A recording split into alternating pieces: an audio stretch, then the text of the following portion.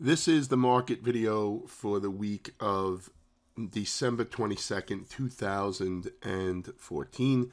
This is Michael Saul, also known as Tiny. This is going to be a very quick video. I've had internet problems on and off all day today. I'm recording this at 11:35 p.m. or so on a Sunday the 21st.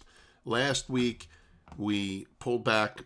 Tuesday was a little bit of a backbreaker to some because we actually got a nice reversal intraday and then sold off. So a lot of people who were early buying on Tuesday got stopped out. Wednesday, FOMC day, nice day, and then the next day, Thursday, a nice move higher, and then Friday, triple witching, we formed the little spinning top, doji, whatever you want to call it here. From here, it looks like we will be going to new highs sooner rather than later. That's the S&P. The Dow looks the same. The Qs, I don't think they're going to go to new all-time highs by the end of the year, but I think they'll go to new highs on this year, which is multi, better than decade highs. The Russell is going to try. I think the Russell has a chance of getting there as well. I mean, it's not really that far off from all-timers here. You could see if you pull up the monthly chart here, you have basically 121 would be a new high. 120.97 is the previous high. So, yeah, I mean, it's really not that far from here. The mid caps, they also look like they want to go there as well. So, I don't know if we're going to get there right from here or if we're going to congest for maybe a couple of sessions, but I do believe that we will be at new highs for the mid caps, the Russell, the S&P, the Dow by the end of the year, and the NASDAQ at whatever multi-decade highs, whatever, well, decade plus highs, whatever that's called. So I'm going to be watching for either a pullback here or a consolidation. I'm going to look to get on board there for one last push up. Could we just roll over from here? Well, I mean, there's always could when it comes to the market, but that's not really, doesn't really favor the technical setup here. I mean, yeah, we're short-term overbought because we went up so quick. We got back whatever this was, 1, 2, 3, 4, 5, 6, 7, 7 days of a pullback in just a couple days, 3 days, whatever it is. So we are overbought on the short term, but I mean, I don't think we get more of a pause out of it before we continue higher. The bonds, they rotated off their 20 EMA, so I want to see if this sets up or not, and if this can take out this double top here.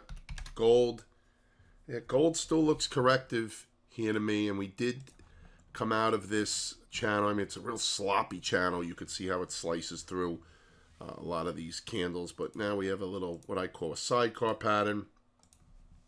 So if that kicks in, then what we want to do is we want to see if it will roll, push back lower, see if at a minimum retest these lows. Could it be what's known as a second higher low? Yeah. And this was the first high low. Could this be a second higher low? Yeah, but the bulls are going to have to step up in here.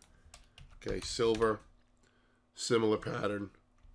Okay, crude oil, everybody's looking for crude oil to bounce. I think it's going to bounce sooner rather than later, but that a bounce is not a change of trend. Okay, right now, I mean, the trend is down. Let's see if I can erase this. I can't for some reason. Hang on one second. Sorry, it's annoying me here. There it is. So a bounce is not a change of trend, and this is a downtrend. I believe oil is going to go lower, but like I said, I think we're going to bounce sooner rather than later, and I want to watch that for a potential shorting opportunity. Wheat, we looked at the grains last week and talked about how they were setting up for potential nice long side trades. Wheat higher. Soybeans, no. Okay, no, did not go higher out of this coil. Corn just kind of dribbled, but corn is still in a nice consolidation here. So I want to see if it can break out there, and if it does, I mean, you still got 16 points or whatever it is up to the 200 days, so it's still not a terrible trade. Of course, you got to wait for confirmation. All right, quick through of stocks. Apple, I mean, could this pullback be done? But on the outside here, as long as it stays outside of there. Google, okay, we were looking at this relative weakness. It did come down. It did take out these lows. Right now, it's on the bounce. I mean, you know, I don't like these type of V reversals. So, I mean, if Google is going to try to put a low in here, I'd like to see it either pause or backtrack a little bit and then go.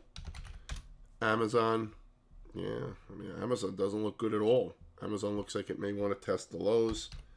Netflix, yeah, Netflix took out the lows. Now they're on the bounce. Watch the 20 EMA. Goldman Sachs looks like they're going to new highs. Bank of America looks like it's going to new highs. JP Morgan looks like it's going to new highs. Citigroup, it doesn't look as strong as those. Somebody asked me about Visa.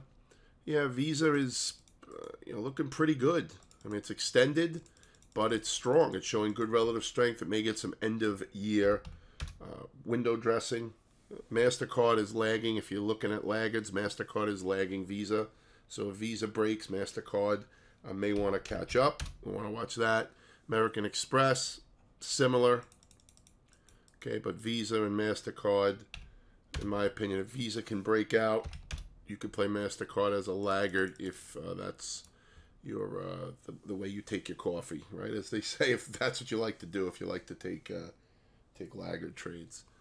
Which is not bad. It's definitely one style, and it can be profitable if traded correctly. Caterpillar is messy, but right now, you see this push down, so you want to see where it's going to go from here. It's a little, like I said, not really that clean. So we want to watch to see if the 10 holds or if it can and rolls back over, or can go up to the 20 EMA.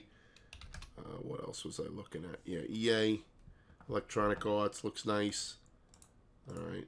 Again, extended, but on a pause or a pullback. Watch this one for a potential long side continuation. All right. Sorry for the brief video. Sorry, I know I've been doing them for about 15 minutes lately, but I'm behind in the Mastering Market Timing Workshop, so I have to catch up on that. If you're celebrating, have a great Christmas, and if not, just have a great couple of days off, and I will talk to you in the daily email or in next week's video.